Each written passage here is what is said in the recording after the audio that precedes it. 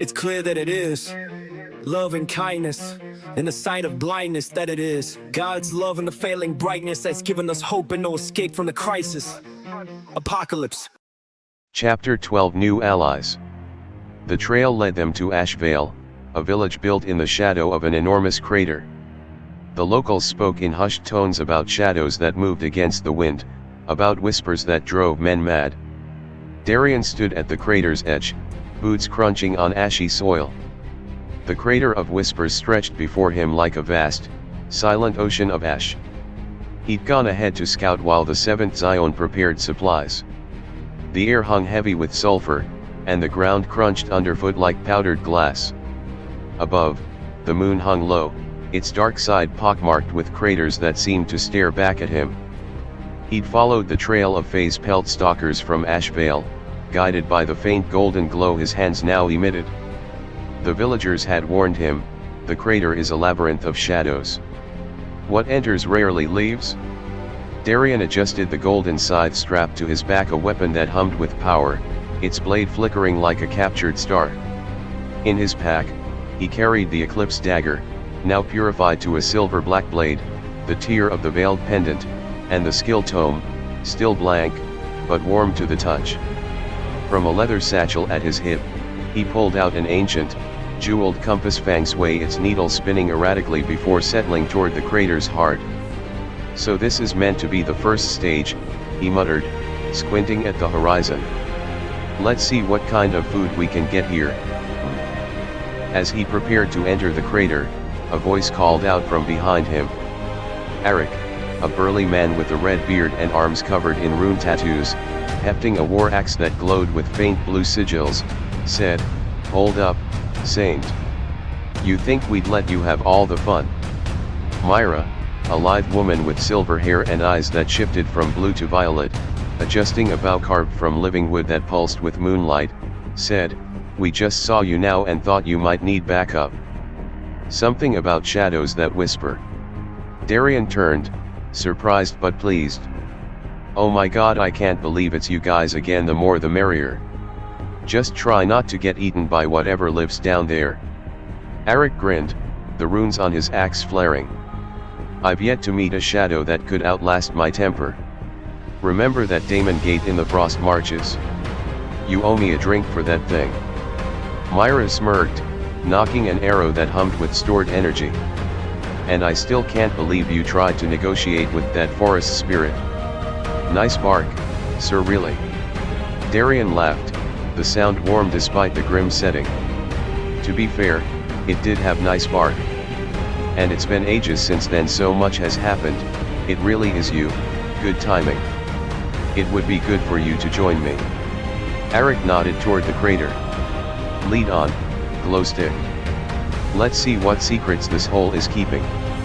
The first hour was uneventful, ash, silence, and the occasional skitter of something small fleeing their approach. But as the crater's walls rose around them, the whispers began.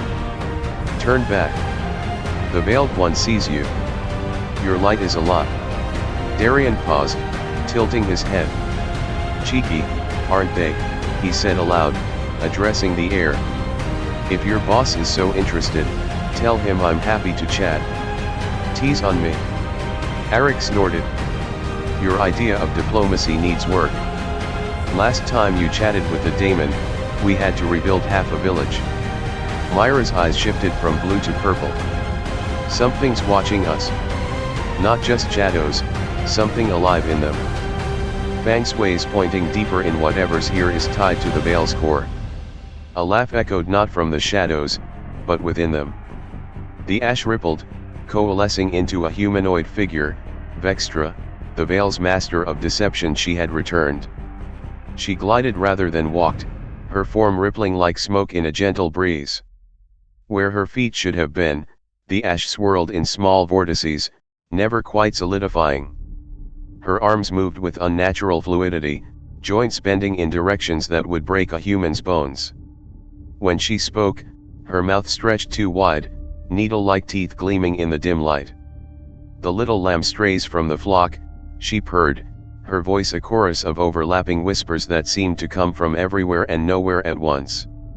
Does the light feel heavy in your hands, saint? Or do you tremble knowing your God abandoned you here? Behind Vextra, the shadows moved not randomly, but with purpose. They gathered, thickened, and took form.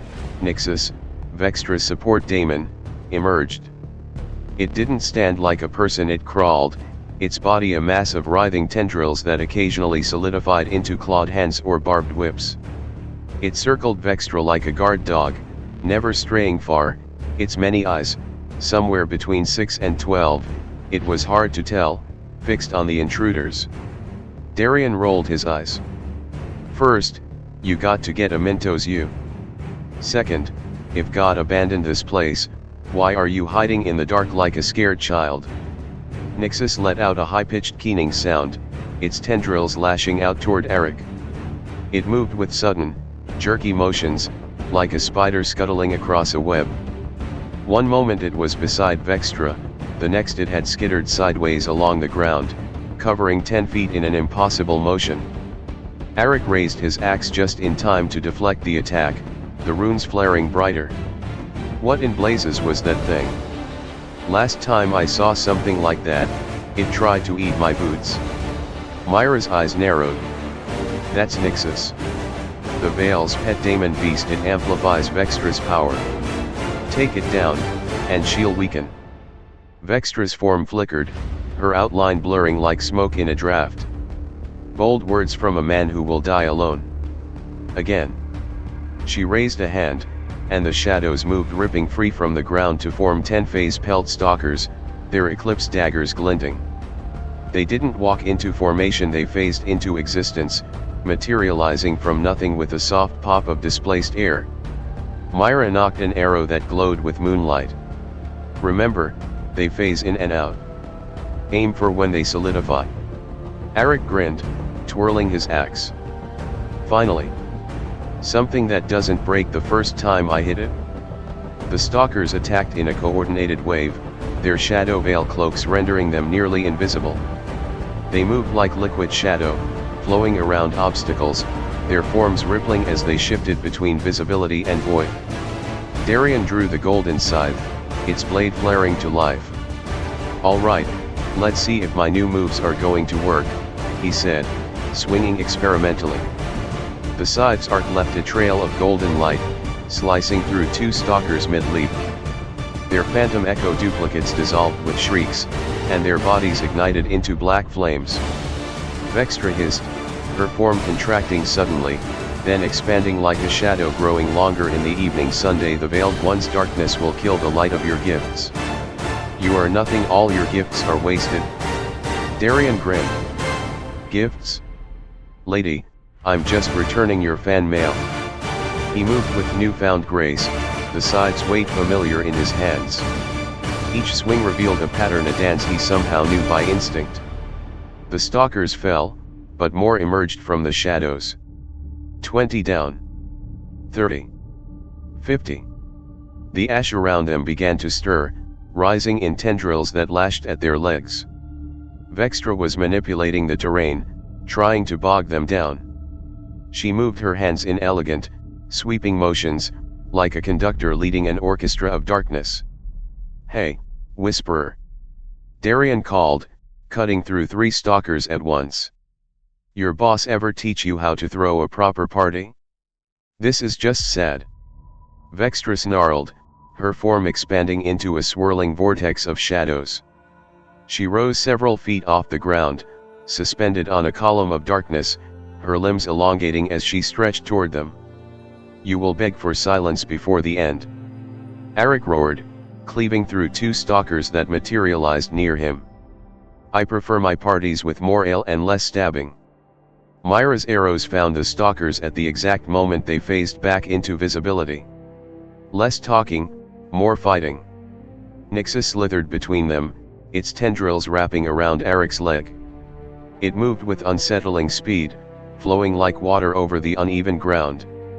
It didn't walk or crawl so much as pulse from one position to another, segments of its body contracting and expanding in sequence. Eric grunted, chopping at the appendages, which dissolved into smoke only to reform elsewhere. Persistent little creep, aren't you? Reminds me of that swamp daemon in the Blackfen Never Stayed Solid.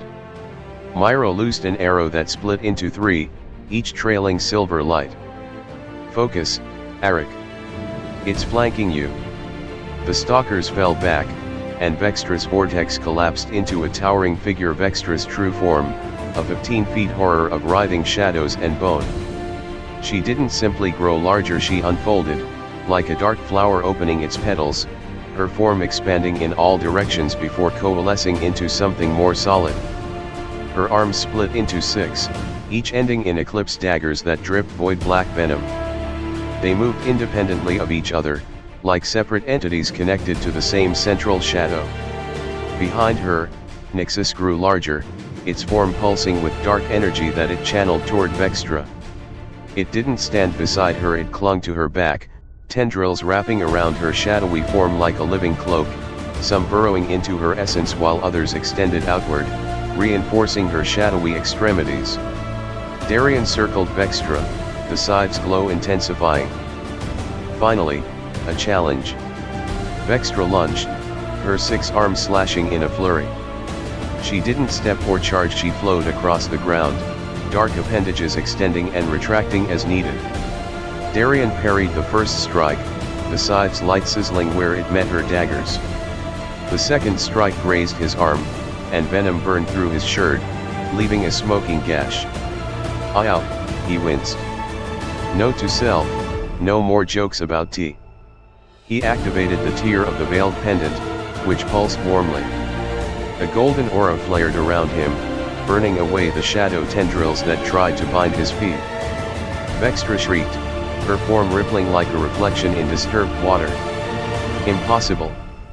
The tier belongs to the Veiled One. Finders keepers, Darien shot back, charging.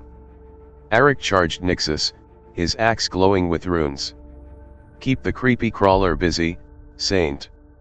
We'll handle the Shadow Witch.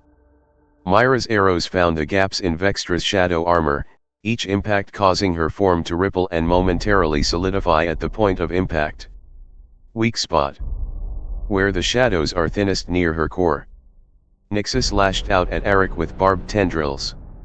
It didn't leap or charge, it extended parts of itself, stretching like taffy to reach its target before snapping back. It could attack from multiple angles at once, never fully committing to any single position. Arik dodged, bringing his axe down on what might have been the creature's head. Black ichor splattered, and Nyxus emitted a high-pitched wail that seemed to come from everywhere at once. Got its attention. Arik laughed, dancing away from counterattacks. He feinted left, then spun the scythe in a wide lanku, its many eyes closing one by one as it faded. Where Vextra fell, a pool of shadow congealed into 3 objects. The Elijah's mantle, headscarf of a prophet left behind, relic of a holy man helps hide one's power and abilities.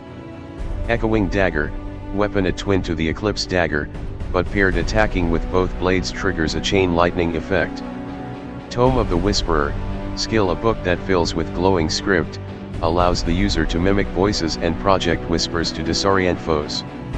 Darien knelt, catching his breath. The scythe's glow dimmed, and he wiped sweat from his brow. Okay. That was educational.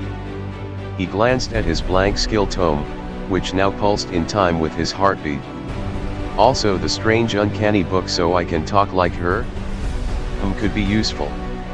Or annoying. Probably both. As he gathered the rewards, the ground trembled. Distant roars echoed from deeper in the crater, a reminder that the dungeon stage awaited. Arik clapped Darien on the back. Not bad for a first delve. Remind me to never get on your bad side. Myra retrieved her arrows, examining one that had touched Vextra's essence. They're changing. Adapting. The Veil's minions aren't the same as before. Darien nodded, serious now. They're learning from us as much as we're learning from them. When Darien, Arik, and Myra returned to where they'd left the 7th Zion, they found the group waiting, supplies packed and ready. Thalia, not looking up from her lyre, said, "Took you long enough." I was starting to think a shadow ate you. Charity, genuinely concerned despite her tone, said, "You're bleeding." Darian, wiping his arm with the wound already healing, said, "Just a scratch." But I found something interesting. He introduced Eric and Myra to the group, explaining how they'd met at the crater's edge. Serafina, examining the tome of the Whisperer, said, "This could be useful. A way to gather intelligence." Illyra, frowning at the book, said, "But these are her tools. Using them feels wrong." Amara, being practical, said, "If the Veil's power can be turned against it, isn't that a victory in itself?" Hannah, unrolling a scroll that showed a map of the region, said, "The Elder Scrolls mention a pattern. Each delve is connected to a virtue we're meant to embody." Lumina, quietly, asked, "So what's next? Where do we go from here?" Darian, gazing at the horizon where dark clouds gathered, said, "The next delve lies beyond those mountains." But first he smiled, producing a bottle of spiced wine he'd borrowed from a local merchant. "We celebrate a small victory." Thalia, her eyes lighting up, said, "Now this is ballad material." As the group gathered around, sharing stories and laughter, Darian felt a warmth that had nothing to do with his glow. The path ahead would be difficult. The Veil's power was growing, and the delves would test them all. But for now, in this moment of peace, he was grateful for the family he'd found. The saint might walk a lonely path at times, but he never walked it alone, a story that would be forever told at campfires around the realm.